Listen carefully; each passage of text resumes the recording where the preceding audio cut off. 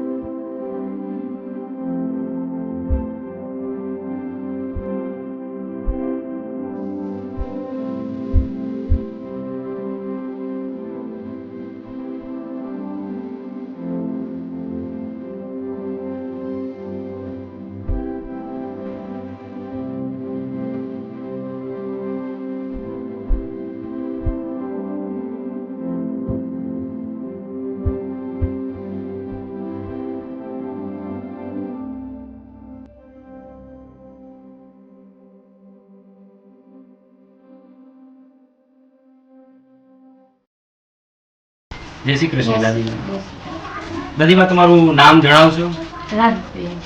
લાભુબેન તમારું નામ છે. તો તમારા ઘરેથી નથી તો તેમને કેટલા સમય થયો? આ ત્રીજું વરસ થાય છે. 3 વર્ષ હા, એટલે 3 વર્ષ. નથી એને થાય છે. તમારા સંતાનોમાં કેટલા સંતાન? આ બેબી આ બાબો. એક બેબી અને એક બાબો. બાબો. તો બંને શાળાએ જાય છે ખરા? હા, નિશાળે ગામમાં. અહીંયા હા, ગામમાં હા. શાળાએ જાય છે. નિશાળે. અચ્છા, તમારે ઘર ચાલે એ માટે તમારી પાસે આવકનું સાધન શું છે? એ આ મજૂરી જેવી મજૂરીએ જાઓ છો? બીજું કાંઈ નહીં. બીજું કાંઈ? મજૂરી આવે જેવી ન કરી.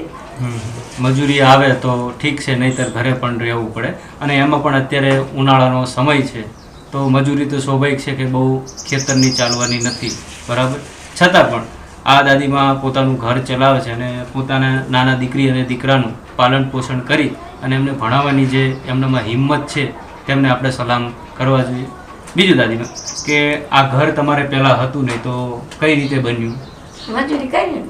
મજૂરી કરી. પછી કોઈ સરકારની યોજનાનો લાભ મળેલો કે કશોય નહીં. કશો લાભ મળેલો નથી? નહીં. એટલે જાત મહેનત ઉપર તમે આ બનાવ્યું છે. સરસ. તો દાદીમા દ્વારા જાત મહેનતથી જ આ ઘર બનાવવામાં આવ્યું છે. તો દાદીમા, તમને આજે 15-20 દિવસની જે રાશનની કીટ છે એ ધંધુકામાં પ્રકાશભાઈ પ્રજાપતિ દ્વારા આપવામાં આવી છે, કે જેમના દીકરીનો જન્મદિવસ હતો, કેનવીબેન નામ છે. તો તેમને કેક કે એવું કંઈ બીજું ખર્ચ કર્યો નહોતો અને આ તમને એક નાની મદદ રૂપે આપી છે. તો એમને તમે કંઈ આશીર્વચન દીકરીબાને આપશો? હા, એમનો આભાર. તમે આપ્યું છે ને એનો ખૂબ ખૂબ આભાર. તમને આ આપ્યું છે હોવરાના કરે.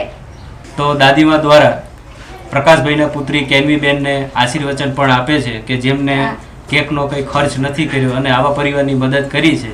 તે હકીકતમાં ખૂબ જ સરસ મદદ છે અને જન્મદિવસ સાચું ઉજવ્યું હું તેવું માનું છું. ચલો મિત્રો, તો આપણે આ પરિવારની મુલાકાત લીધી. હવે નેક્સ્ટ પરિવારને મળવા જઈએ.